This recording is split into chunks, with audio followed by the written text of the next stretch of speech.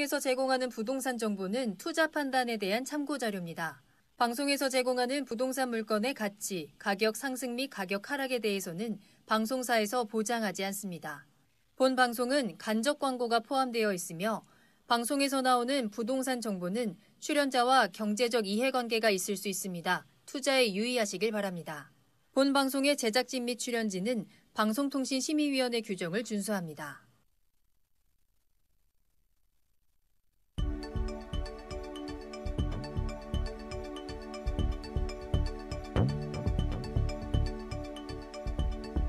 부동산의 모든 고민이 통하는 길 부동산 시그널. 안녕하세요. 저는 진행의 한보람입니다. 전국의 미분양 주택이 빠르게 감소하고 있다고 합니다. 공급 감소 우려와 또 새 아파트에 대한 선호 현상으로 인해서 그동안 비인기 주택이었던 미분양 주택의 발걸음이 늘어나고 있는 건데요. 지난 4월 말 기준 전국의 미분양 주택은 전달보다는 4.4% 감소했고요. 1년 전인 지난해 4월과 비교했을 때는 41% 감소했습니다. 특히나 악성 미분양으로 꼽히는 준공후 미분양도 지난해 11월부터는 계속해서 감소하고 있는 추세입니다. 자, 저희 부동산 시그널 오늘도 다양한 정보 준비되어 있으니까요. 끝까지 함께 하시면서 부동산에 대한 모든 것 담아가 보시길 바라겠습니다. 참여 방법 알려드리겠습니다. 자, 먼저 방송을 시청하시다가 궁금한 사항이 있으시거나 전문가와 상담을 원하신다면 문의 전화 이용하시면 되겠습니다. 서울 전화 02-2128-3897번, 02-2128-3897번이고요. 문자로도 상담 가능하니까요. 궁금한 점 남겨주시면 친절하게 도움드리겠습니다. 자, 그리고 유튜브를 통해서 실시간 참여도 가능하십니다. 유튜브에 알토마토를 검색하시거나 주소를 직접 입력하고 들어오시면 되고요. 많은 참여 부탁드립니다. 자, 그럼 부동산 시그널 참여 방법 보시고요. 본격적으로 출발합니다. 부동산의 모든 고민이 통하는 길, 부동산 시그널. 여러분도 참여하실 수 있습니다. 첫 번째, 유튜브 라이브 방송을 통한 실시간 참여. 유튜브에서 알토마토를 검색하거나 주소를 입력해 들어오세요. 실시간 채팅창에 여러분의 궁금증을 올려주시면 바로바로 해결해 드립니다. 두 번째, 전화 및 문자 참여. 02-2128-3897로 전화 주시거나 문자를 보내주세요. 상담을 통해 여러분의 부동산 고민을 해결해 드립니다. 당신이 궁금한 부동산 궁금증, 시그널을 보내주세요. 네, 오늘 함께해 주실 전문가분 소개해 드리겠습니다. 오늘은 한국부동산 플랫폼의 안성선 대표님과 함께합니다. 대표님 안녕하세요. 네, 반갑습니다. 네, 오늘 안성선 대표님과 함께 다양한 정보 전해드릴 텐데요. 먼저 이슈 시그널부터 출발해 보겠습니다. 부동산 시장의 흐름을 읽을 수 있는 다양한 이슈 전해드리는 시간입니다. 지난 시간부터는 우리 안성선 대표님과 함께 권리 투자 경매에 대해서 좀 알아보고 있는데요.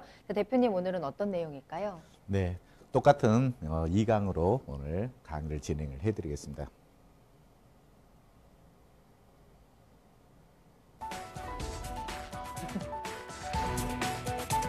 부동산 경매 투자에서 권리 분석을 공부할 때 가장 처음 만나볼 수 있는 단어가 말소 기준 권리입니다.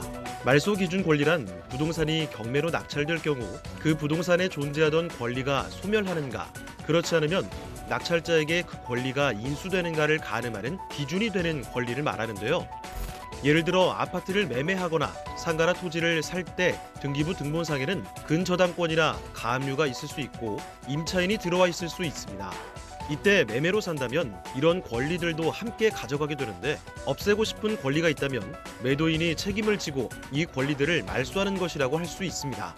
그런데 경매나 공매는 매매와는 다르게 말소의 기준이 되는 권리가 있으면 그 이후에 설정된 권리들은 모두 소멸되는 법칙을 갖고 있는데요. 바로 이 점이 일반 매매와 경매의 큰 차이점이라고 할 수 있습니다.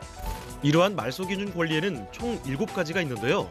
압류, 가압류, 저당, 근저당, 담보가 등기, 경매 개시 결정 등기, 배당 요구한 전세권이 바로 경매 시 모든 권리의 인수 혹은 소멸의 기준이 되는 권리라고 할 수 있습니다. 오늘 부동산 시그널에서는 경매 투자 권리 분석의 시작, 말소 기준 권리에 대해 차근차근 파헤쳐 보겠습니다.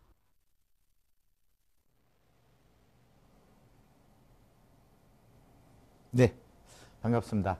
오늘 이 시간에는 시청자 여러분과 함께 지금 권리투자 경매 2강을 진행을 할 텐데요. 실질적으로 전 시간에 여러분과 함께 공부한 거는 등기부상의 권리투자 경매였습니다. 오늘 이 시간에는 말소 기준 권리와 함께 이루어지는 임대차 권리의 투자 방법에 대해서 공부를 한번 해보도록 하겠습니다. 자, 먼저 보시면은 여러분이 등기부와 임차권 투자였습니다. 실질적으로 우리가 투자라고 하면은 권리투자, 그러면 등기부상에 있는 물건 채권에 어떤 투자할 수 있는 기본 개념은 많이 갖추고 있는 분들도 있죠. 하지만 임차권에 대해서는 실질적으로 투자한다? 생소하지 않을까 싶습니다. 사실 임차권이라는 건 주택임대차보호법에 의해서 민법보다 상위법인 특별법에 적용을 받게 되어 있습니다. 이 특별법 적용을 받는다라는 것은 실질적으로 그 대항력을 갖춘, 전입신고되어 있어서 대항력을 갖춘 그 임차인에 한해서만 보호를 받을 수 있습니다. 그런데 그 보호받는 임차인의 권리에 투자를 한다? 상당히 어때요? 여러분이 생소할 거라고 생각합니다. 자, 그래서 경매 절차와 함께 접목시키는 여러분이 그러한 지식이 필요하다라는 말씀을 드리고 시작을 해보도록 하겠습니다. 자, 먼저 보시면은 등기부와 임차권 투자라고 씁니다. 우리가 일반 등기부상에 나오는 것과 임차권의 권리입니다. 그러면 저희가 먼저 어떤 부동산 물건이 있겠죠. 이 물건 속에서는 기본적으로 등기부상의 시간순으로 등기부에 그 물건을 시간순으로 배열을 합니다. 시간순. 시간순이라는 건 바로 등기부상의 갑구와 을구를 시간순으로 배열해서 그 물건의 말소 기준 권리를 찾는 겁니다. 그 7가지 등기가 바로 말소 기준 권리가 되겠는데요. 이 7가지 등기를 중심으로 가장 먼저 나오는 등기가 말소 기준 권리가 되겠습니다. 그래서 말소 기준 권리에 선순위가 있을 것이고 밑으로 후순위가 있습니다. 자, 그러면 후순위는 다 경매로 진행되는 물건 속에서 그 물건에 낙찰자가 잔금을 납부해서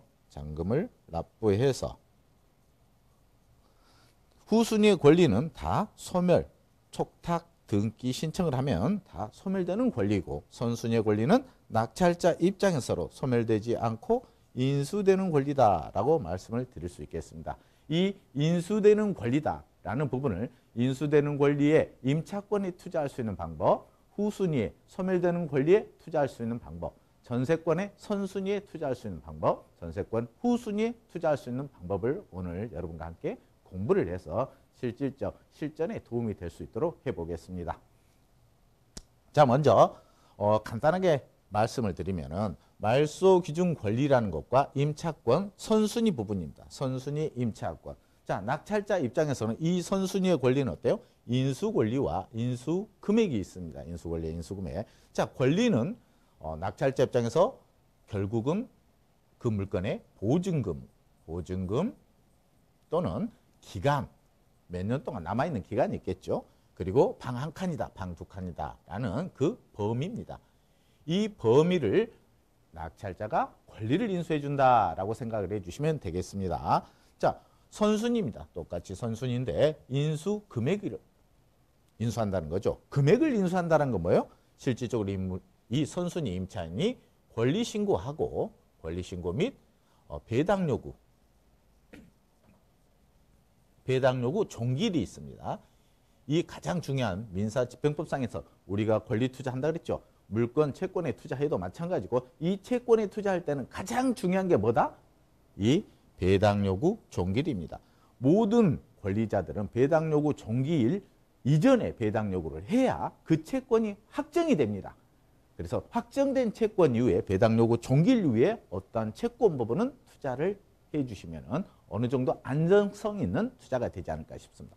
자, 임차권은 오늘 공부하시는 임차권은 대표적인 물건과 채권의 개념에서 대표적인 채권이다. 채권이 보호를 받지 못하니까 특별법으로 보호를 해준다. 이렇게 생각을 해주시면 될 것 같습니다. 자, 그러면은 배당 요구를 했죠. 그러면은 결국은 그 선순위, 이 선순위 임차인이 있다. 선순위 임차인이다라고 생각을 했을 때 이 선순위 임차인은 배당 요구를 했으면 어떻게 한다?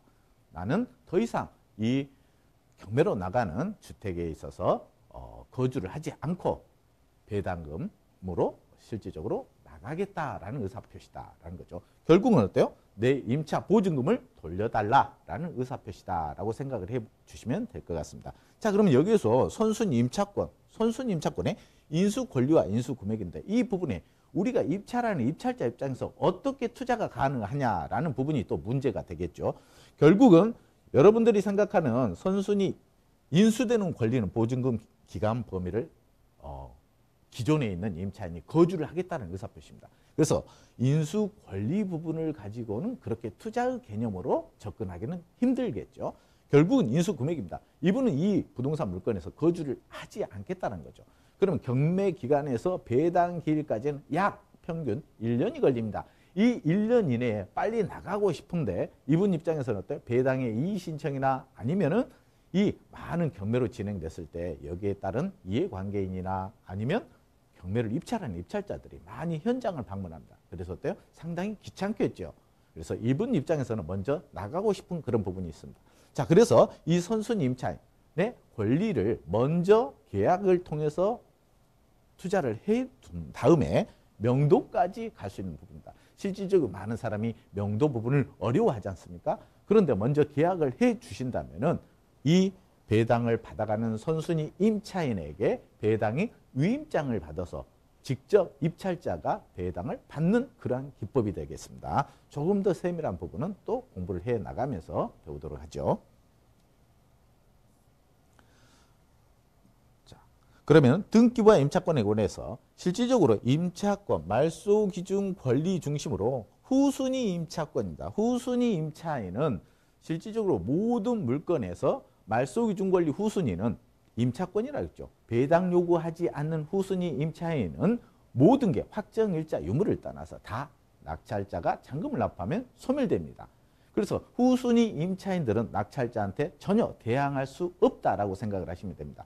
그래서 후순위 임차인은 반드시 뭘 해야 된다? 배당 요구를 해 주셔야 된다라는 말씀을 드리겠습니다. 자, 그러면 후순위 임차인은 전부 소멸되는 권리입니다. 모든 권리가 소멸. 결국은 배당을 받는데 이 배당금에서 문제가 되는 건 최우선 배당. 최우선 배당금을 받을 수 있느냐 아니면 우선 배당을 받는데 순서의 가가 있죠. 순위 배당을 받게 됩니다. 자, 그런데 실질적으로 후순위들은 배당을 받나갔는데 어때요? 거의 못 받아갑니다. 과거 경매 시장에서는 어때요? 대출금이 80%였습니다. 대출이 80%였기 때문에 1순위 근저당 은행에서 80% 대출해주면 채권 최고액은 실질적으로 96%까지 채권 최고액이 설정됩니다.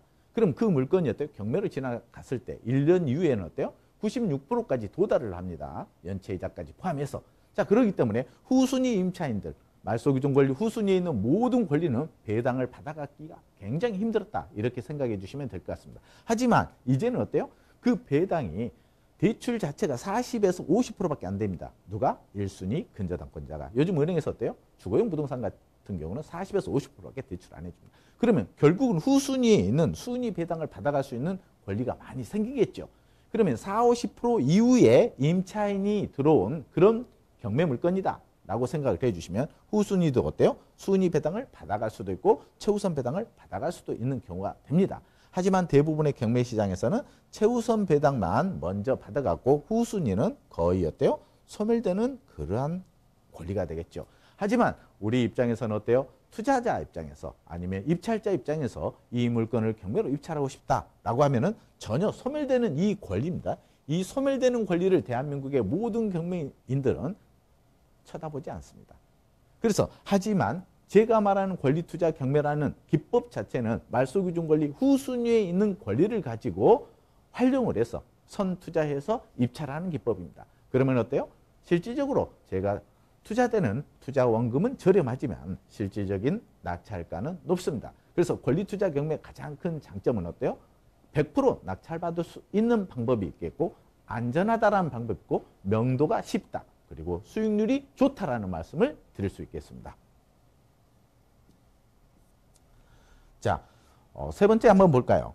등기부상 임차권 투자라고 했는데 이제 임차권과 전세권으로 나눌 수 있겠는데 이 물건은 이제 전세권으로 한번 보죠. 전세권도 말소기준 권리 중심으로 그 물건의 전세권이 설정이 되는 겁니다. 결국은 전세권은 이게 말소기준 권리인데 전세권이 먼저 나오는 거죠. 자, 전세권도 말소기준 권리가 됩니다. 실질적으로. 하지만 전세권이 말소 기준 권리가 되는 조건이 있습니다. 무조건 제가 말한 7가지 등기 중에서 전세권만 말소 기준 등기가 되는 조건 3가지가 있습니다. 이 3가지를 충족이 돼야 전세권은 말소 기준 권리가 됩니다. 첫 번째는 뭘까요? 이 물건의 전세권이 선순위해야 됩니다. 반드시 선순위해야지 말소 기준 조건이 되는 거죠. 두 번째, 이 물건이 집합 건물이거나 또는 그 물건이 어때요? 그 물건 전부에 대해서 전세권을 설정해야 된다라는 말씀을 드립니다. 세 번째는 그 물건의 전세권자가 경매를 신청해야 됩니다. 경매 신청 또는 그 물건에 경매로 나갔을 때 배당 요구를 해야 된다라고 말씀을 드릴 수 있겠습니다. 배당 요구. 자, 이 3가지 조건이 충족이 돼야 됩니다. 충족. 그래야 전세권이 말소 기준 권리가 된다라고 말씀을 드릴 수 있겠습니다. 자, 그러면은 이 물건의 전세권이 어때요? 선순위입니다. 자, 말소 기준 권리 중심으로 전세권이 선순위였을 때 투자 방법입니다. 이 말소 기준 전세권이 실질적으로 선순위다. 그러면 어때요? 인수 금액이 되겠죠. 자, 전세권도 등기부상에 나오는 권리입니다. 임차권하고는 다르죠. 그래서 전세권자 입장에서는 어때요? 반드시 배당 요구를 안 해도 배당이 됩니다. 그런데 그 전세권자가 배당을 다 받아갈 수도 있고 못 받아갈 수도 있겠죠. 자, 전세권자 입장에서 경매 신청했어요. 경매 신청했으면은 선순위죠. 선순위 전세권이 경매 신청했다. 그러면 전체적으로 어때요? 배당을 못 받아가고 소멸되는 그러한 권리가 나타날 수도 있습니다. 자, 그래서 전세권자 입장에서는 경매 신청할 때 상당히 주의를 요해야 된다라는 말씀을 드릴 수 있겠습니다. 그래서 이 전세권자가 경매 신청했다는 그 물건에서 거주를 하지 않고 나는 어때요? 나가겠다라는 부분을 말씀을 드릴 수 있겠습니다. 그 부분에 전세권자에 투자할 수 있는 그런 범위가 또 생기겠죠. 전세권은 어때요? 물건이기 때문에 양도가 양수가 가능하다. 이 말씀을 드리겠습니다. 자, 그러면 금액으로 인수되는 금액 가지고는 투자가 굉장히 쉽겠죠. 인수 권리입니다. 전세권자가 인수 권리라는 것은 실질적으로 이 물건에 대해서 경매로 나가는데 배당 요구를 안 했다는 소리거든요. 자, 그러면 선순위 임차권하고 동일하게 보시면 된다라고 말씀드릴 수 있겠습니다. 자, 세 번째 볼까요? 세 번째. 이 물건에 이제 임차권 중에서 전세권인데 후순위 전세권에서 전부 다 소멸 권리입니다. 말소 기준 권리 중심으로 후순위는 다 소멸되는 권리인데 이 소멸되는 권리를 투자할 수 있느냐? 사실은 후순위 전세권이 투자하기는 훨씬 좋다. 이게 가장 좋다라는 말씀을 드릴 수 있겠습니다. 후순위 권리가 소멸되기 때문에 이 전세권자도 어때요? 실질적으로 많은 부분에 대한 채권 해소, 한마디로 보증금을 해소할 수 있는 부분이 많이 없겠죠. 근데 전세권은 물건으로 등기가 되어 있기 때문에 입찰자 입장에서는 가장 좋은 물건이 된 이게 바로 후순위 전세권에 투자하는 기법이 되겠다라는 말씀을 드리고 좀 더 세부적인 부분은 더욱더 공부할 수 있도록 하겠습니다. 수고하셨습니다. 네, 오늘은 권리투자 경매 그중에서도 말소 기준 권리에 대해서 좀 설명을 해드렸습니다. 매주 금요일마다 대표님께서 정말 경매에 대해서 꼼꼼하고 친절하게 또 쉽게 설명을 해주시지만 또 막상 내가 이제 경매에 접근을 하려고 하면 대표님 조금 복잡하고 어려울 수도 있을 것 같아요. 그래서 항상 공부가 필요하다라고 말씀을 하시는데 대표님 직접 만나서 이야기를 들어보면 더 좋을 것 같거든요. 세미나 준비되어 있으니까요. 참석해 보시길 바라겠습니다. 무료 세미나 소식 전해드립니다. NPL의 개념과 부실채권 매입 방법이라는 주제로 진행되는 세미나인데요. 강의 들으시고 또 간단하게 상담받을 수 있는 기회도 마련되어 있으니까요. 궁금하신 점 모두 갖고 찾아가시면 되겠습니다. 세미나는 매주 금요일 오후 4시에 진행이 되고요. 장소는 교대역 5번 출구 앞에 수정빌딩 2층으로 찾아가시면 됩니다. 예약이 필수라는 점 아래 나가는 전화번호 서울전화 02-2128-3897번으로 문의 전화 주시기 바랍니다.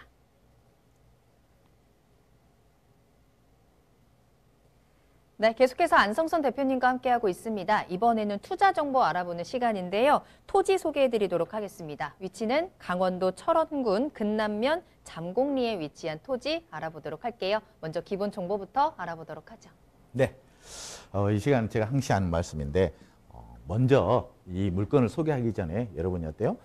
권리투자 경매나 NPL 투자 부분에 대해서는 꼭 여러분이 어때요? 전화 상담하지 마시고 될 수 있으면 세미나에 참석하세요. 그래야 세부적인 것까지 여러분한테 어때요? 알려드릴 수 있다. 이 말씀을 드리면서 오늘 소개할 물건 한번 개요 정보 말씀드리겠습니다.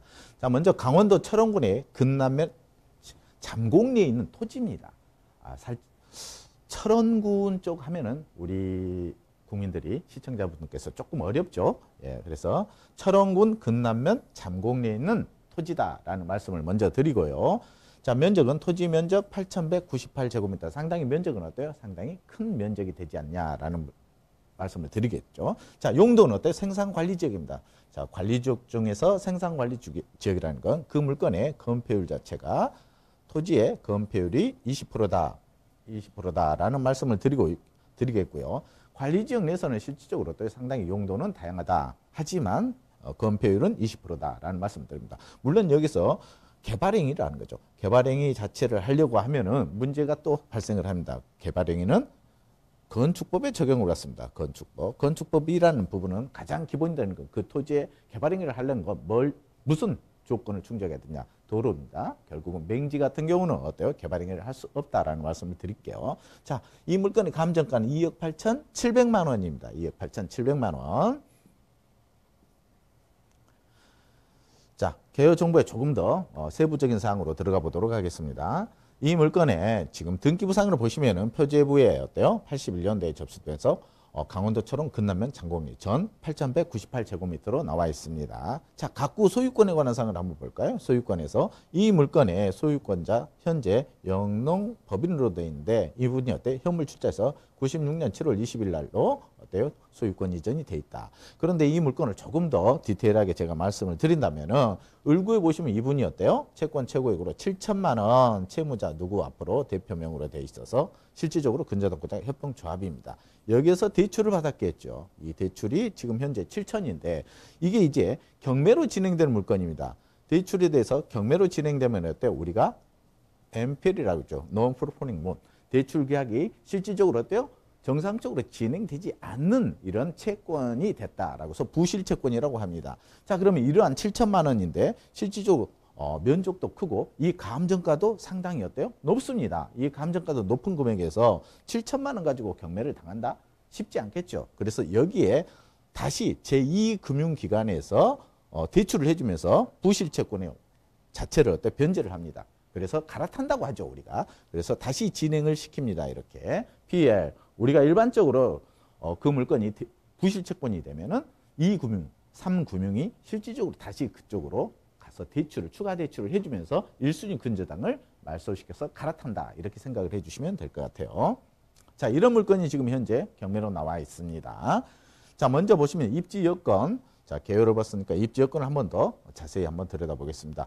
이 물건이 현재 철원군 같은 경우 군사보호구역이 있죠. 군사보호구역이기 때문에 위성으로 해서 자세하게 나타나지 않는 점 여러분이 양해 바랍니다. 자, 위치는 이 부분입니다. 위치는 이 부분. 그래서 그 인근에 보면 북계산이나 잠곡, 마을회관, 보건소, 한마디로 면소지지라고 보시면 되죠. 서면초 인근 잠곡 저수지 인근에 휴양리까지 있는 위치입니다. 그래서 조금 어느 정도 조금 외곽지에 있는 그런 물건이다라고 생각을 해주시면 될 것 같습니다. 자, 전체적인 부분을 보시면은 이 현재 강변 중심으로 위치에 가보면 어때요? 철원 하면 우리가 가장 좋은 게 뭘까요? 그 환경이 좋다는 거죠. 자연 환경이. 그런데 이 물건에 자체적으로 개발행위를 한다라고 하면은 개발행위. 이 개발 자체가 조금 불가능하다라는 말씀을 드릴 수 있겠습니다. 개발은. 위치는 어때요? 이 물건 자체가 맹지라는 겁니다. 실질적으로 이 토지까지 가는 게 맹지 부분입니다. 결국 여러분이 개발행위까지 가려고 하는 건 어때요? 맹지 탈출이라고 그러죠. 우리가 맹지 탈출. 결국은 건축법에서 그 도로와 연결되어 있는 이 물건의 소유권자, 이 소유권자와 도로를 사용할 수 있는 사용승낙서를 얻어야지 개발행위가 가능하다라는 말씀을 드릴 수 있겠습니다. 자, 사진으로 보시면은 그렇게 인근에 그렇게 많은 부분입니다. 바깥쪽에서 도로변 쪽에서 이 물건을 사진을 촬영한 부분이겠습니다. 자, 토지 특징으로 보면 현재 그 물건이 맹지로 아니면은 지금 현재 우거진 잡목지대로 되어 있는 게 아니라 지목이 전입니다. 전이기 때문에 현재 그 물건을 경작을 하고 있다. 영농행위로 경작하고 있다라는 부분을 하고 있고 영농행위가 가능한 물건이다. 물건. 그러면은 실질적으로 그 물건에 대해서 임차인이 있겠죠. 이 임차인에게 실질적으로 어때요? 그 물건의 위탁 영농으로 해서 토지를 실질적으로 입찰할 때 가능하다. 입찰해서 토지용 먼저 우리가 농지 같은 경우는 어때요? 농지증을 발급받아야 되겠죠. 그래서 위탁 영농으로 발급받으면 될 것 같습니다. 자, 이 물건의 투자 포인트를 보시면은 권리관계, 등기부상이 어때요? 7천만 원이고 원금은 5천만 원입니다. 갭이 있죠. 갭이 투자 수익률로 보시면은 수익금으로 하겠습니다. 수익금이 2천 정도 됩니다. 2천만 원 정도 되는데 이 물건의 원금에서 채권 최고액까지 7천만 원 도달합니다. 그래서 수익 분석, 이 물건의 감정가가 어떻게 했어요? 감정가가 아까 2억이 넘습니다. 2억 3천 정도 이렇게 됩니다.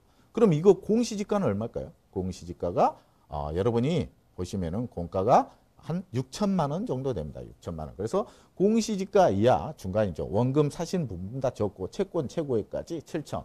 이 부분으로 해서 여러분한테 괜찮은 물건이다라는 말씀을 드릴 수 있겠습니다. 예, 수익 분석 보시면은요. 배당과 유입으로 이 물건에 투자했을 때 수익이 있다는데 배당은 어때요? 배당금을 계산해 주시면 될 것 같고요. 또 유입했을 때는 아까 말한 겁니다. 7천만 원의 유입을 하시면 될 것 같죠. 자, 방어 입찰 개념은 7천만 원의 방어 입찰이다라는 부분을 말씀드리면서 오늘 이 시간을 마칠까 합니다. 자, 예상 가격입니다. 예상 가격은 2억 8,700이었죠. 2억 8,700. 아까 최저가는 진행 예정으로 있고 권리 투자도 가능한 금액. 아까 말했죠. 방어 입찰이 7천이다라는 말씀을 드리고 최저가가 나오면은 지금 진행 중인 물건이고 최저가가 나오면 그 금액으로 방어 입찰까지 갈 수 있는 물건이다라는 말씀을 드리면서 오늘 시간을 마무리하겠습니다. 수고하셨습니다.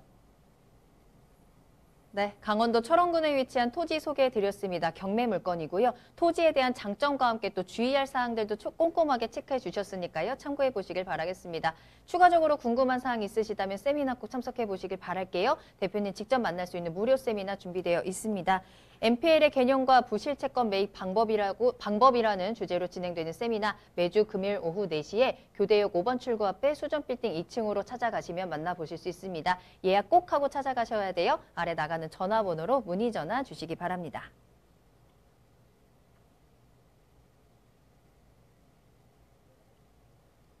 네, 그럼 오늘 다양한 도움 말씀 주신 안성선 대표님과는 여기서 인사드리도록 하겠습니다. 대표님 오늘 감사합니다. 네, 수고하셨습니다.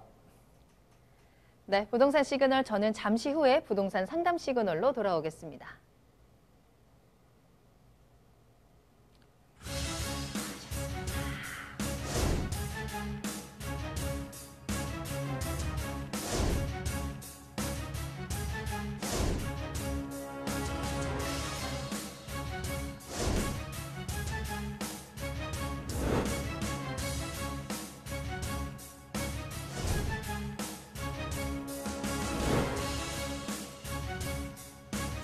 현혹에 휘둘리지 않는 철칙과 기준이 있어야 합니다.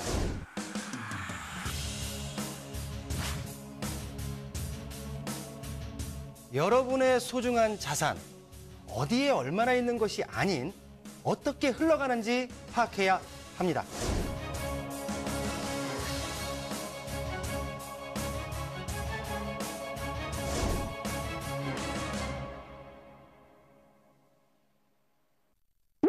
부동산의 모든 고민이 통하는 길, 부동산 시그널.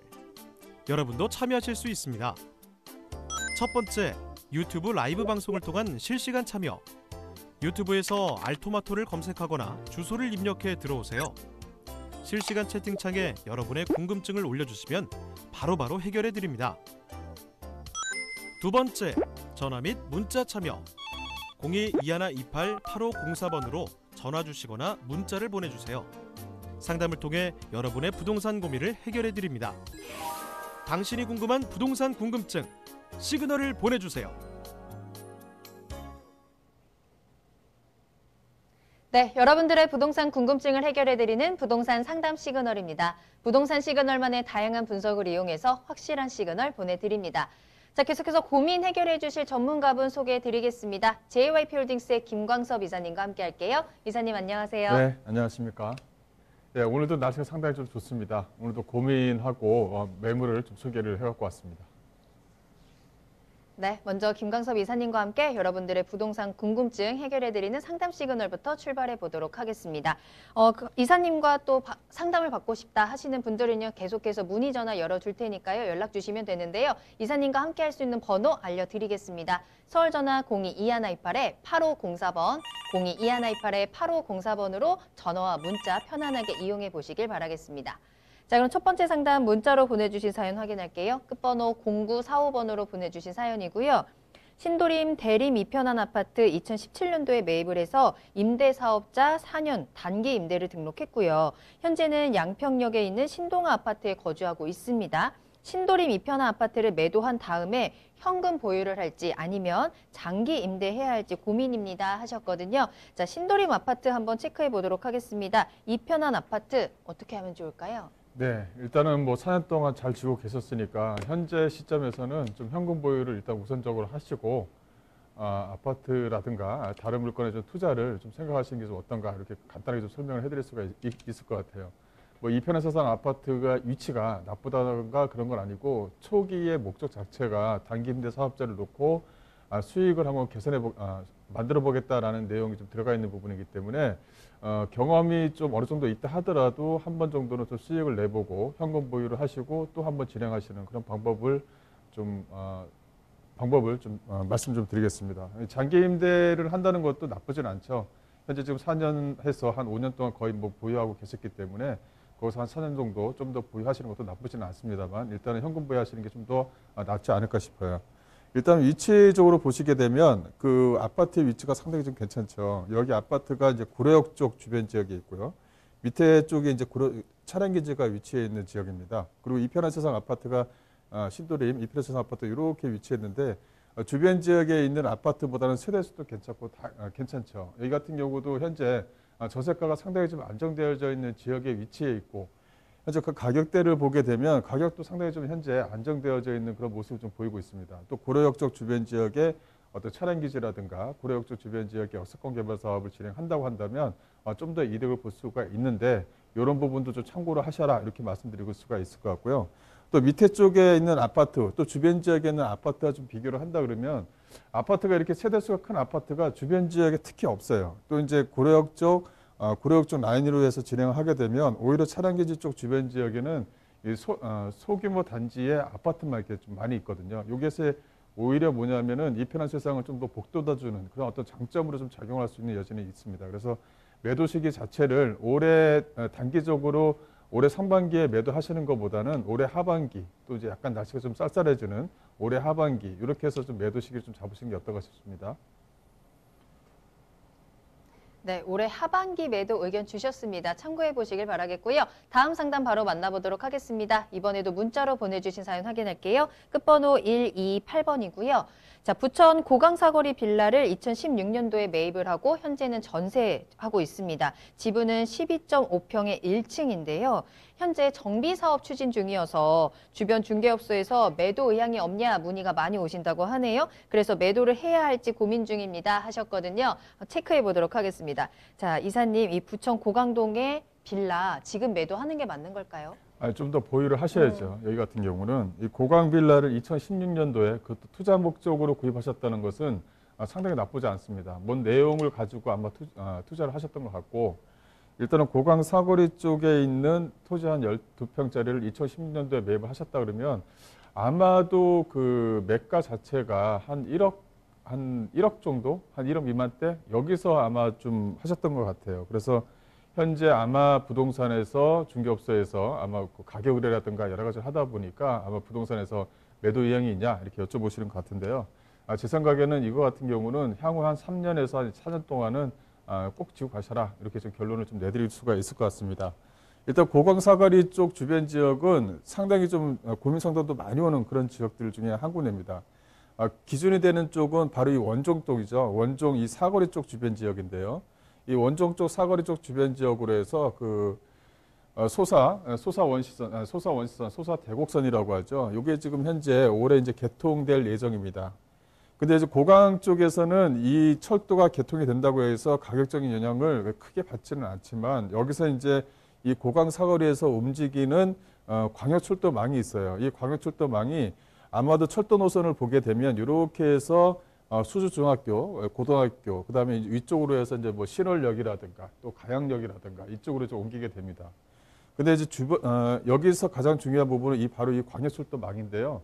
이 서부 광역철도가 이제 개통이 되면 한 11개 정도의 역사가 생기는데 그 중에서 약간 5개 정도가 환승되는 역이 됩니다. 이렇게 철도 역사의 거리는 짧지만 환승되는 역이 상당히 좀 많이 있는 부분이 있기 때문에 그런 부분에 있어서 좀 메리트가 있는 거죠. 또 안에 이제 환승되는 역사를 보게 되면 5호선이라든가 또 2호선, 또 9호선 라인이라든가 이런 라인들과 상당히 좀 많이 겹쳐요. 그래서 직장인 수요층을 대거 움직일 수 있는 그런 여지가 있는 것이고요. 이 고강동 쪽에서 단점은 뭐냐면 고도 제한이 걸리는 거죠. 바로 위쪽에 이제 김포공항이 위치해 있다 보니까 주변 지역에 이제 고도 제한이 많이 걸립니다. 근데 작년 12월 달에 이 김포공항 쪽 주변 지역에 그 마스터 플랜이 이제 짜졌습니다. 그래서 어느 지역을 개발을 하고 어느 시설에 업무 시설을 놓고 어느 시설을 관광 업무 단지를 만들어서 이 김포공항 자체를 극대화시킬 수 있는 어떤 그 마스터 플랜을 작년 12월 달에 내놨습니다. 거기에 어떻게 보면 수혜 지역이 바로 이 고강동 쪽이다 이렇게 말씀을 좀 드릴 수가 있을 것 같고, 두 번째는 뭐냐면 이쪽 고강동 쪽에서의 빌라들이에요. 이 상당히 좀 빌라들이 밀집되어져 있는 부분이 있는데 이게 다 연식이 좀 많이 됐습니다. 연식이 많이 됐다는 것은 뭐냐면 최근에 들어서 이 도심재생 사업이 상당히 좀 활기를 좀 띠고 있거든요. 또 예산도 상당히 좀 빨리빨리 진행되는 부분도 있고 여러 가지가 있습니다. 그래서 이 안쪽에 들어가는 그 빌라들 주변 지역에서 발생되는 가로주택 정비 사업이라든가 자율형 주택 정비 사업 여러 가지가 있습니다. 그래서 자율형 주택 정비 사업이라든가 이런 부분이 있기 때문에 오히려 뭐냐면 이런 것들이 주변 지역을 좀 활성화시킬 수 있다. 단지 걸리는 건 뭐냐면 위쪽에 이제 고도 제한이 걸리다 보니까 과연 자율형 주택 사업이라든가 자율형 주택 사업인가 가로주택 정비 사업의 층고 높이를 어느 정도 선까지 해줄 것이냐 이런 내부적인 사항도 좀 보셔야 될 부분이 있습니다. 하지만 기본적으로 주변 지역의 어떤 빌라들, 구빌라들이 상당히 좀 많이 있고 이제 앞으로는 구빌라를 재생 사업으로 좀 진행돼야 될 부분이 있다 보니까 이런 부분을 좀 참조하시게 되면 앞으로 좀 기대치가 상당히 높다. 또 하나는 이 지분 자체가 대지 지분 자체가 한 10평 이상이 넘는 거기 때문에 그런 부분도 상당히 좀 메리트가 있습니다. 어쨌든 간에 토지 지분이 많다는 것은 일단은 하나의 주택을 만들고 나머지 부분을 좀 보상을 받든지 하나 더 가질 수 있는 여유가 또 하나 생기거든요. 근데 현재 지금 만들어지는 빌라의 가격을 보게 되면 약 한 3억대가 넘습니다. 그래서 오히려 3억대가 넘는다는 것은 자기한테 상당히 좀 메리트로 좀 가져갈 수가 있는 여지가 있는 것이죠. 이게 한 2, 3년 내에는 좀 더 가격을 치고 올라갈 수 있는 여지가 상당히 좀 많이 만들어졌다. 또 원정도 또 주변 지역에 또 제3의 또 3기 신도시가 또 만들어지기 때문에 그런 이점도 좀 작용할 수 있다. 여러 가지를 봤을 때는 나쁘지 않다라는 좀 평을 할 수가 있고요. 그래서 한 3년 이후에 매도하시는 것을 좀 추천을 해드리겠습니다. 네, 지금 부동산에 팔지 마세요. 보유 의견 드렸습니다. 자, 이렇게 오늘 김광섭 이사님과 함께 여러분들의 부동산 궁금증 다양하게 해결 도와드렸습니다. 추가적으로 궁금한 사항도 많으실 텐데요. 이사님 직접 만나서 이야기 들어보시길 바랄게요. 무료 세미나 소식 전해드립니다. 자, 2020년 지금 우리에게 필요한 부동산 전략은 무엇인지 알아보도록 하겠습니다. 1부에서는 부동산 정책 흐름과 또 도심 집중화 현상에 따른 부동산 투자 전략 체크해드리고요. 2부에서는 6월 이후의 주택시장 전망과 함께 알아두면 돈이 되는 세테크에 대해서 짚어보겠습니다. 세미나는 6월 2일 화요일 오후 2시에 강남역 1번 출구 앞에 3원타워 3층으로 찾아가시면 되겠고요. 선착순 10명에 한해서 진행이 된다는 점, 예약 꼭 하셔야 한다는 점, 서울전화 02-2128-8504번으로 문의 전화 주시기 바랍니다.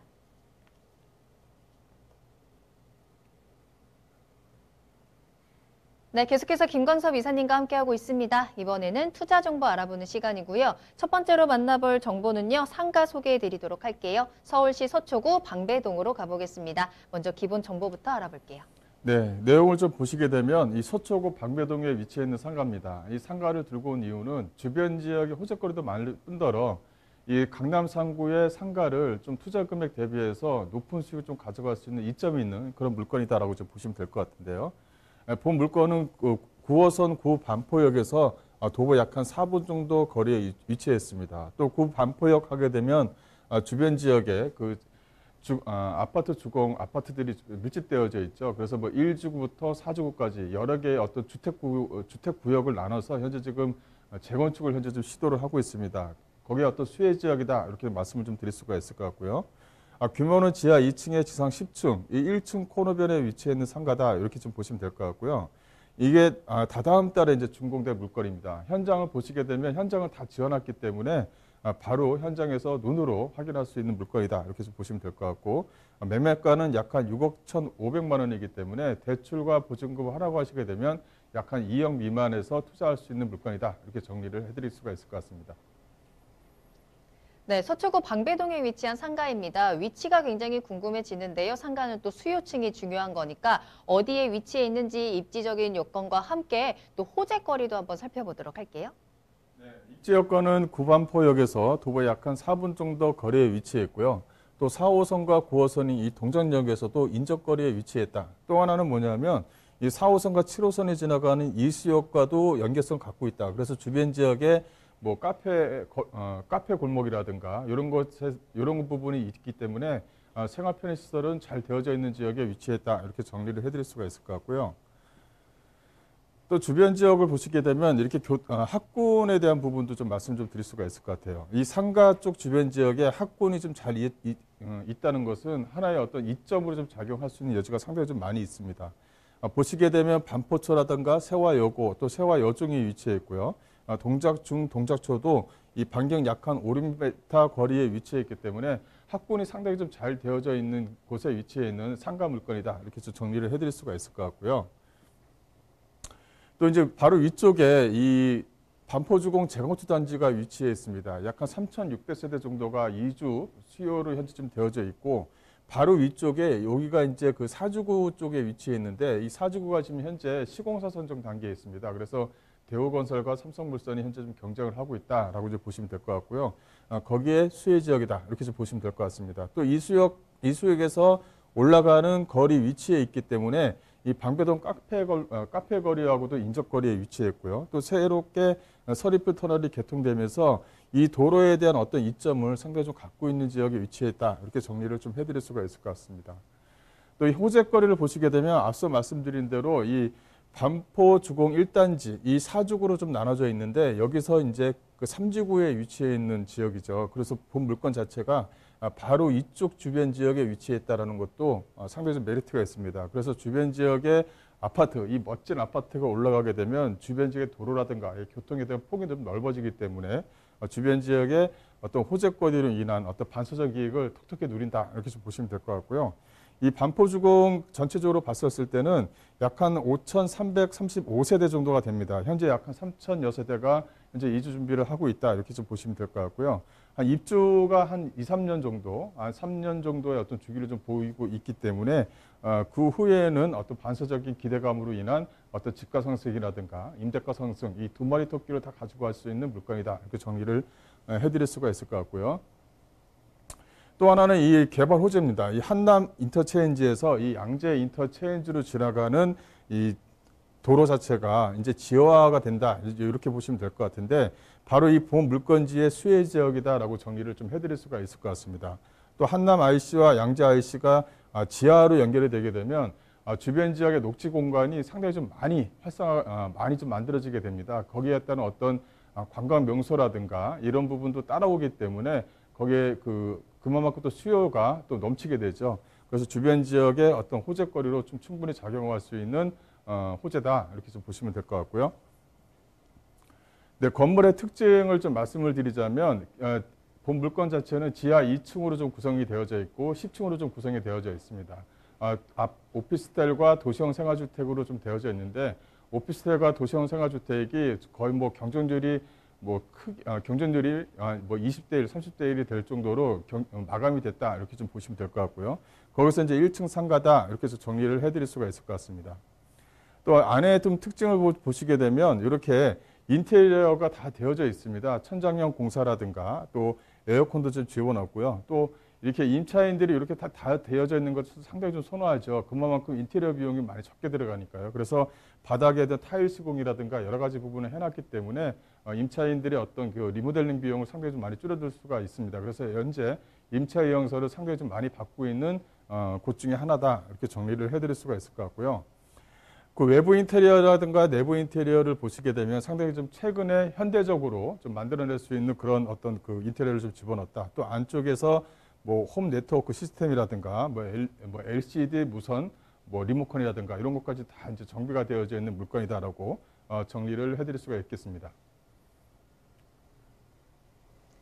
네, 상가 계속해서 건물 특징까지 살펴보고 오셨습니다. 7월에 준공이 예정인 상가니까요. 지금 열심히 지어지고 있겠죠. 한번 꼭 찾아가셔서 직접 눈으로 보셔도 좋을 것 같고요. 이제 가장 중요한 거 남았습니다. 가격은 어떻게 되나요?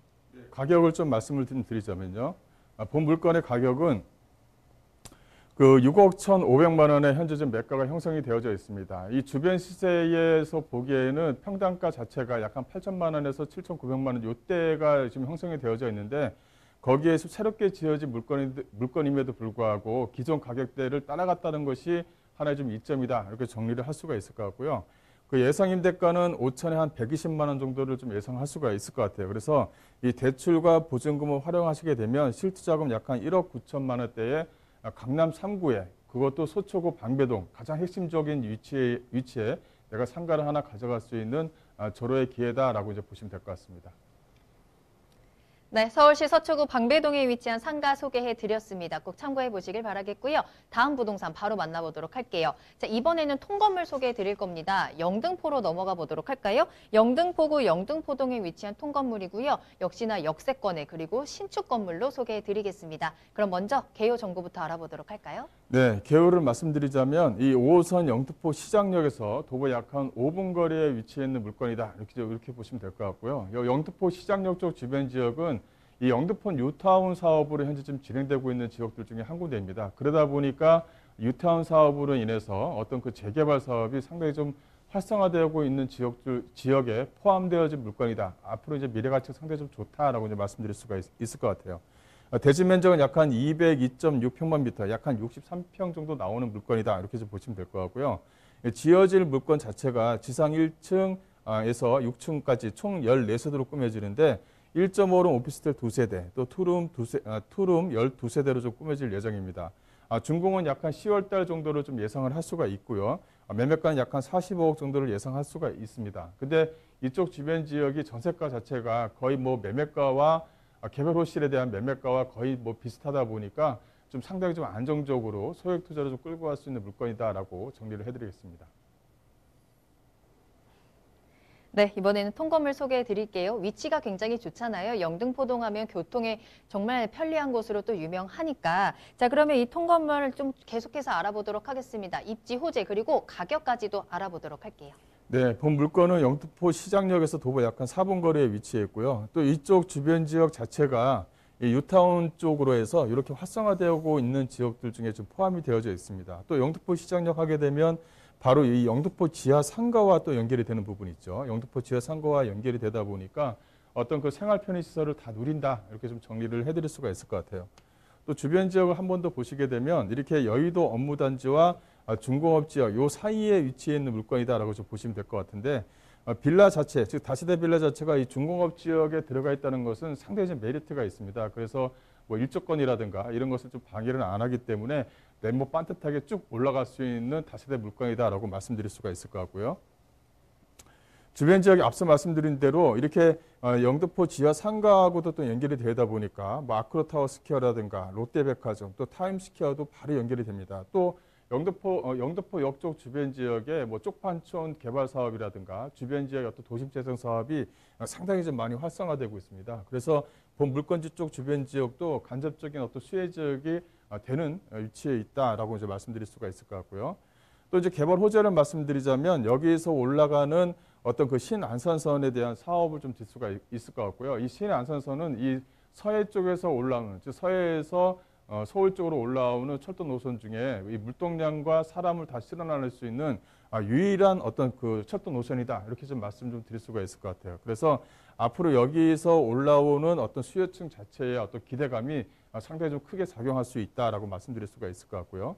또 이제 그 영등포 유타운을 좀 말씀을 좀 드렸었는데 이 영등포 유타운 사업을 보시게 되면 이 3도시 지정 개발로 해서 대규모 정비 사업이 현재 한참 진행 중에 있습니다. 그 영등포 유타운 4구역 같은 경우는 아크로 아파트라고 해서 현재 주변 지역의 아파트에 대한 가격을 주도를 하고 있는데 30평형대 아파트 가격이 거의 뭐 한 13억대가 형성할 정도로 많은 프리미엄이 좀 붙고 있습니다. 그래서 주변 지역의 어떤 호재거리로 인해서 본 물건도 만들어지게 되면 상당히 큰 어떤 그 이점을 좀 가지고 있다. 이렇게 해서 정리를 해드릴 수가 있을 것 같고요.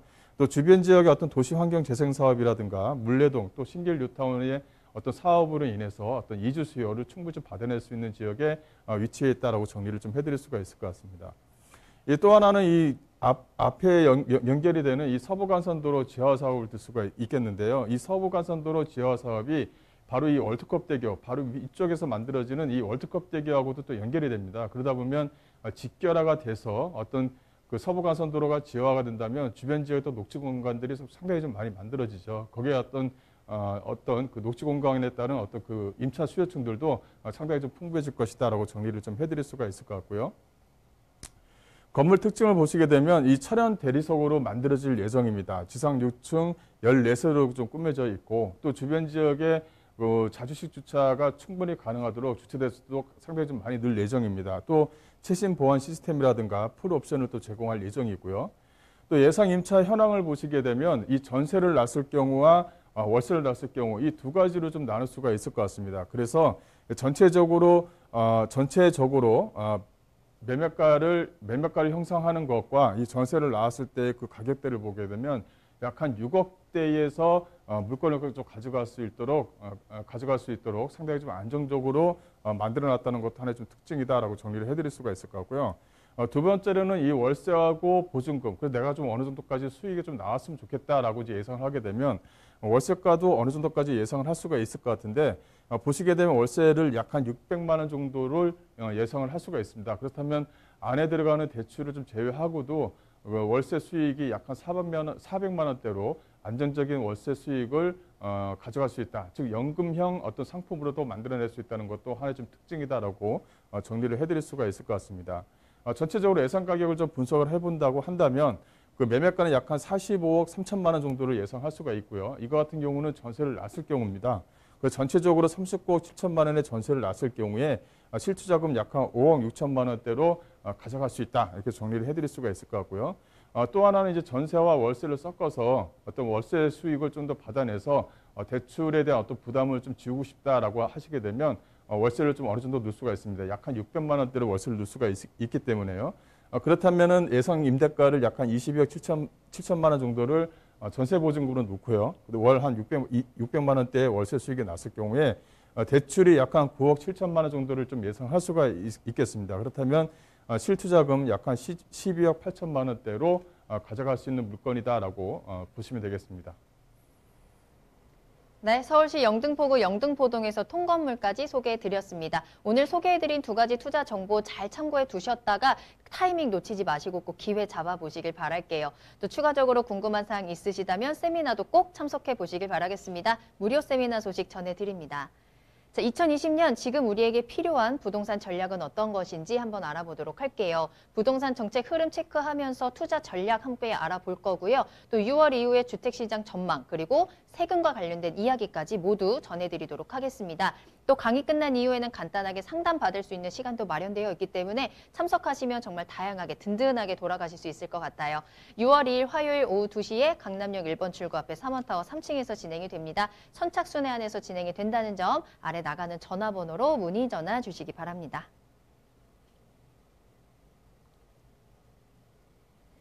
네, 오늘 다양한 도움 말씀 주신 김광섭 이사님과는 여기서 인사드리도록 하겠습니다. 이사님 오늘 감사합니다.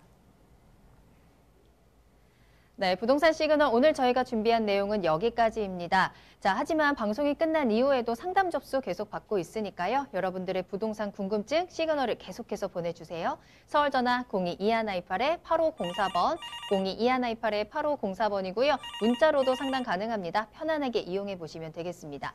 자, 그리고 유튜브도 계속 열어두도록 할게요. 유튜브에 알토마토를 검색하시거나 주소 직접 입력하고 들어오셔서 실시간 채팅창에 궁금증 올려주시면 되겠고요.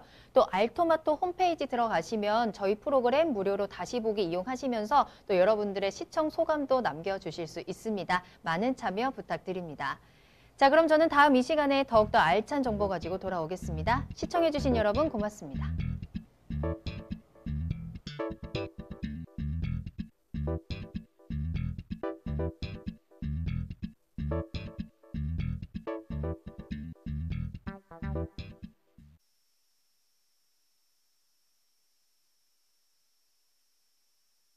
부동산 정보는 투자 판단에 대한 참고 자료입니다.